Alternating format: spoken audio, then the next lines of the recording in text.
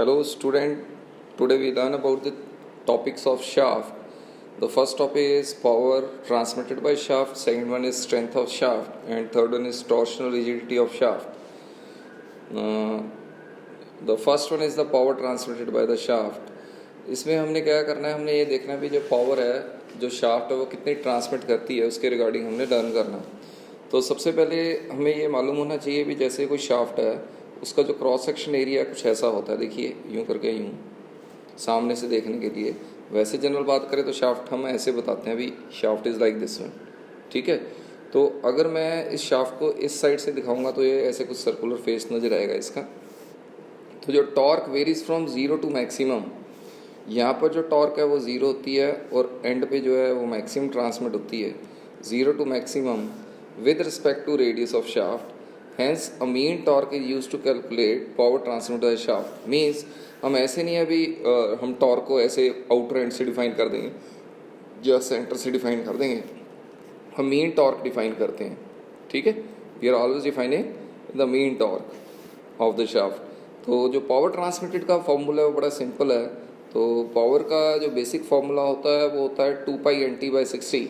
2π/NT/60 where जो इसमें n है वो नंबर ऑफ RPM है, number of revolution per minute. तो ही करके 60 से डिवाइड किया, अगर रेवोल्यूशन पर सेकंड है तो 60 से डिवाइड करने की जरूरत नहीं है। तो पावर का फार्मूला है 2π/NT/60 where n is in RPM and T is in basically newton metre, then we get this power in watts, ठीक है।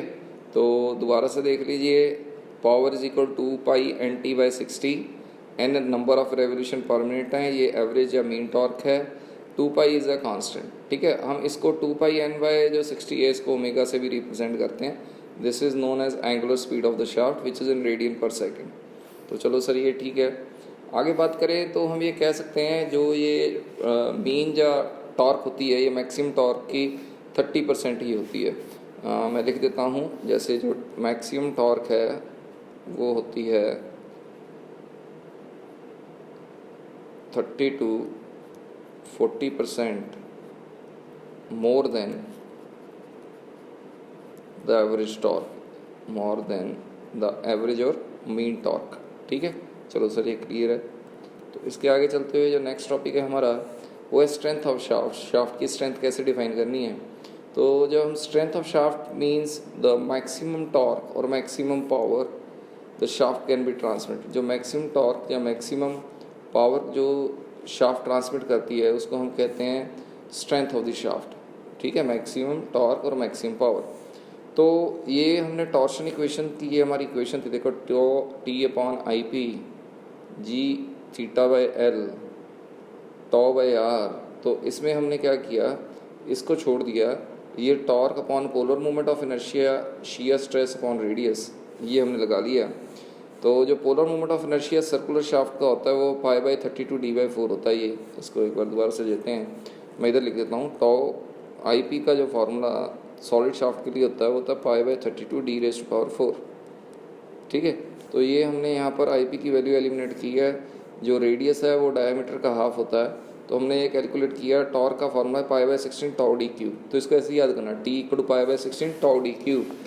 अगर सिमिलर इसी केस में अगर हम हॉलो शाफ्ट की बात करते तो जो हॉलो शाफ्ट है वो उसमें क्या फ़र्क होता है। हॉलो शाफ्ट का देखो फार्मूला कोई फ़र्क नहीं पड़ता, फार्मूला एज इट इज़ ही ये ऊपर वाला यही लगना है। लेकिन इसमें जो IP की वैल्यू है वो π/32 d⁻⁴ - d⁻⁴ लगेगी, क्योंकि हॉलो है, इनर और आउटर दोनों डाया होंगे। तो जब इसको कैलकुलेट करेंगे तो जो आपका टॉर्क का आंसर आएगा ये आपने याद करना इंपॉर्टेंट है। T = π/16 τ d आउटर का क्यूब 1 - k⁴। सर ये k कहाँ से आ गया, इधर k तो था ही नहीं, d आउटर या d इनर है। बेटा ये फाइनल कैलकुलेशन है, ऐसे है जो k है ना वो d inner upon d outer है। फॉर्मूले को याद करना थोड़ा इजी हो जाएगा अगर आप ऐसे याद करोगे, d inner over d outer, this is diametrical ratio. तो ये जनरली 0.5, 0.6, 0.7, जनरली 0.6 होती है डायमेट्रिकल रेशो, ठीक है, k की वैल्यू। तो ये हॉलो शाफ्ट देखो, हॉलो और सॉलिड शाफ्ट में क्या फ़र्क पड़ गया, d³ तक तो सेम ही रहा, लेकिन ये d आउटर का क्यूब हो गया। ये एक्स्ट्रा वर्ड लगा जिसको कहते हैं 1 - k⁴। तो ये हमने याद करना है।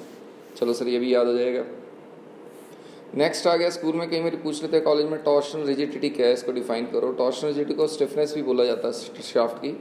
तो इसको क्या जाता है, torque required to produce a twist 1 radian per unit length of the shaft. मतलब ये टॉर्क जो है, ये जो एंगल ऑफ ट्विस्ट है ये थीटा, और ये लेंथ ऑफ द शाफ्ट, इन दोनों को 1 एज्यूम कर लिया गया बाय डेफिनेशन। देखो, torque required to produce a twist of 1 radian means this is 1 radian in 1 unit length, means both are 1. We can say that T equal to C into IP. C into IP. Here C is G. C और G are the same meaning, modulus of rigidity ही कहते हैं इसको। तो देखो पिछली equation में sir ने ना आपको यहाँ पर G लिख के दिया था, तो है तो वही इक्वेशन है, ये G वाली G लिखे है। तो इसको दोबारा से देखते हैं, मैं दोबारा फॉर्मेट लिख देता हूँ। T upon IP, G theta by L बोले चाहे C थीटा बाई एल बोले, एक ही बात है। C मॉडुलस ऑफ रिजिडिटी होती है, जो शेयर मॉडुलस कह देते हैं इसको, जो G से भी रिप्रेजेंट कर देते हैं। तो टॉर्शनल रिजिडिटी टॉर्क वो टॉर्क होती है तो टॉर्शनल रिजिडिटी टॉर्क ही, लेकिन जब थीटा और लेंथ 1 हो तो जो इसकी वैल्यू आती है उसको हम टॉर्शनल रिजिडिटी कह देते हैं। ठीक है, एंगल कभी भी डिग्री में मेजर नहीं करना, हमेशा रेडियन में मेजर करना है। अगर न्यूमेरिकल में एंगल 60 डिग्री दिया है, 60 डिग्री वैसे होता नहीं, डिग्री जब हम थोड़ा ले लेते हैं, चलो 2 डिग्री लेते हैं, थीटा 2 डिग्री को अगर रेडियन में कन्वर्ट करना है तो पाई बाय 180 से मल्टीप्लाई करेंगे, 2 डिग्री इंटू पाई बाय 180, तो ऐसे ये क्वेश्चन होगा। ठीक है, इसको ऐसे करना है तो पाई बाय 90 आ जाएगा, तो पाई की वैल्यू 3.14 है, ऐसे करके हम थीटा रेडियन में पुट कर देंगे। ठीक है, तो this is the fact that is torsional rigidity हमने कैसे कैलकुलेट करनी है। तो ये इंपॉर्टेंट क्वेश्चन हैं थ्योरी के, ये आपने करने हैं। ओके, थैंक यू बच्चे।